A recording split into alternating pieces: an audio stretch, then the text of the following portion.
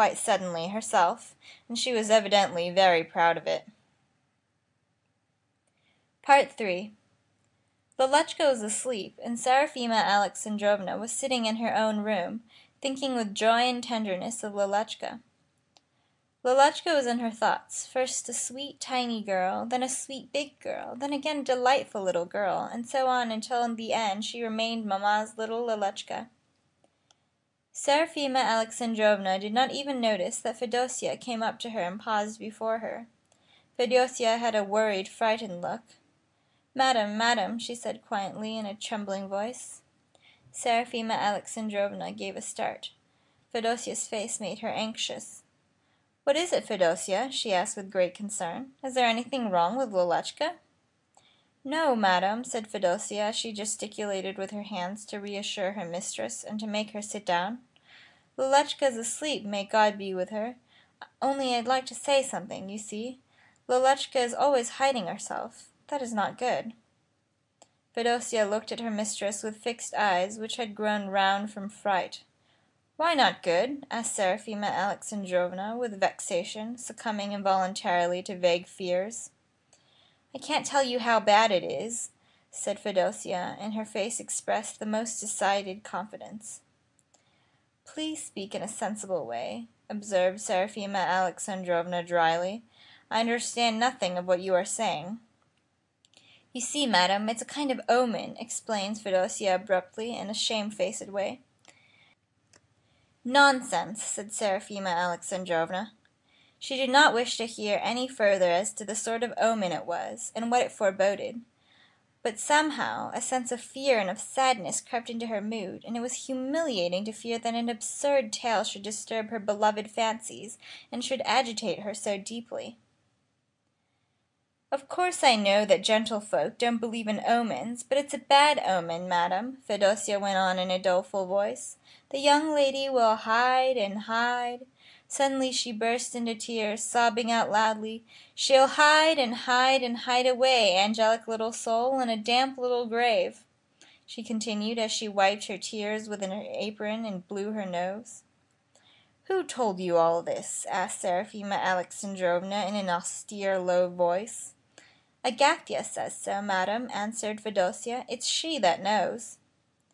"Knows!" exclaimed Seraphima Alexandrovna in irritation, as though she wished to protect herself somehow from this sudden anxiety. "What nonsense! Please don't come to me with such notions in the future. Now you may go." Fedosya, dejected, her feelings hurt, left her mistress.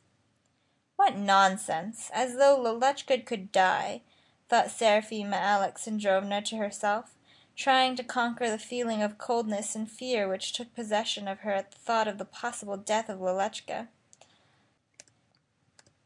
Seraphima Alexandrovna, upon reflection, attributed these women's beliefs in omens to ignorance. She saw clearly that there could be no possible connection between a child's quite ordinary diversion and the continuation of the child's life. She made a special effort that evening to occupy her mind with other matters, but her thoughts turned involuntarily to the fact that Lelechka loved to hide herself. When Lelechka was still quite small, and had learned to distinguish between her mother and her nurse, she sometimes, sitting in her nurse's arms, made a sudden roguish grimace, and hid her laughing face in the nurse's shoulder. Then she would look out with a sly glance. Of late, in those rare moments of the mistress's absence from the nursery, Fedosya had again taught Lelechka to hide, and when Lelechka's mother, on coming in, saw how lovely the child looked when she was hiding, she herself began to play hide-and-seek with her tiny daughter. Part 4. The next day Seraphima Alexandrovna, absorbed in her joyous cares for Lelechka, had forgotten Fedosya's words the day before. But when she returned to the nursery, after having ordered the dinner, and she heard Lelechka suddenly cry "Twee, twee" from under the table, a feeling of fear suddenly took hold of her. Though she reproached herself at once for this unfounded, superstitious dread, nevertheless she could not enter wholeheartedly into the spirit of Lelechka's favorite game, and she tried to divert Lelechka's attention to something else. Lelechka was a lovely and obedient child. She eagerly complied with her mother's new wishes. But as she had got into the habit of hiding from her mother in some corner, and of crying out "Twee, twee," so even that day she returned more than once to the game. Seraphima Alexandrovna tried desperately to amuse Lelechka. This was not so easy, because restless, threatening thoughts obtruded themselves constantly. Why does Lelechka keep on recalling the twee twee? Why does she not get tired of the same thing, of eternally closing her eyes and of hiding her face? Perhaps, thought Seraphima Alexandrovna, she is not as strongly drawn to the world as other children, who are attracted by many things. If this is so, is it not a sign of organic weakness? Is it not a germ of the unconscious non-desire to live? Seraphima Alexandrovna was tormented by presentiments. She felt ashamed of herself for ceasing to play hide-and-seek with Lelechka before Fedosya. But this game had become agonizing to her, all the more agonizing because she had a real desire to play it, and because something drew her very strongly to hide herself from Lelechka and to seek out the hiding child. Seraphima Alexandrovna herself began the game once or twice, though she played it with a heavy heart. She suffered as though committing an evil deed with full consciousness. It was a sad day for Seraphima Alexandrovna. Part 5. Lelechka was about to fall asleep. No sooner had she climbed into her little bed, protected by a network on all sides, than her eyes began to close from fatigue. Her mother covered her with a blue blanket. Lelechka drew her sweet little hands from under the blanket and stretched them out to embrace her mother. Her mother bent down. Lelechka, with a tender expression on her sleepy face, kissed her mother and let her head fall on the pillow. As her hands hid themselves under the blanket, Lelechka whispered, "The hands, twee, twee."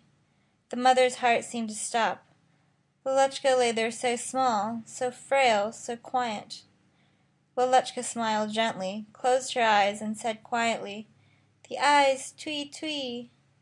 Then even more quietly, "Lelechka, twee, twee." With these words she fell asleep, her face pressing the pillow. She seemed so small and so frail under the blanket that covered her. Her mother looked at her with sad eyes. Seraphima Alexandrovna remained standing over Lelechka's bed a long while, and she kept looking at Lelechka with tenderness and fear. "I'm a mother. Is it possible that I shouldn't be able to protect her?" she thought as she imagined the various ills that might befall Lelechka. She prayed long that night, but the prayer did not relieve her sadness. Part 6. Several days passed. Lelechka caught cold. The fever came upon her at night. When Seraphima Alexandrovna, awakened by Fedosya, came to Lelechka and saw her looking so hot, so restless, and so tormented, she instantly recalled the evil omen, and a hopeless despair took possession of her from the first moments.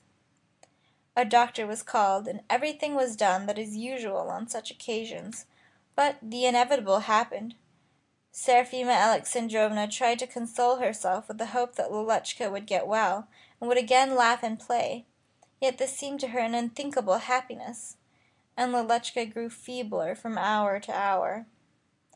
All simulated tranquillity, so as not to frighten Seraphima Alexandrovna, but their masked faces only made her sad. Nothing made her so unhappy as the reiterations of Fedosya, uttered between sobs, "She hid herself, our Lelechka." But the thoughts of Seraphima Alexandrovna were confused, and she could not quite grasp what was happening. Fever was consuming Lelechka, and there were times when she lost consciousness and spoke in delirium. But when she returned to herself, she bore her pain and her fatigue with gentle good nature. She smiled feebly at her Mamochka, so that her Mamochka should not see how much she suffered. 3 days passed, torturing like a nightmare. Lelechka grew quite feeble. She did not know that she was dying. She glanced at her mother with her dimmed eyes, and lisped in a scarcely audible, hoarse voice, "Twee, twee, Mamochka, make twee, twee, Mamochka." Seraphima Alexandrovna hid her face behind the curtains near Lelechka's bed. How tragic! "Mamochka," cried Lelechka in an almost inaudible voice. Lelechka's mother bent over her. and Lelechka, her vision growing still more dim,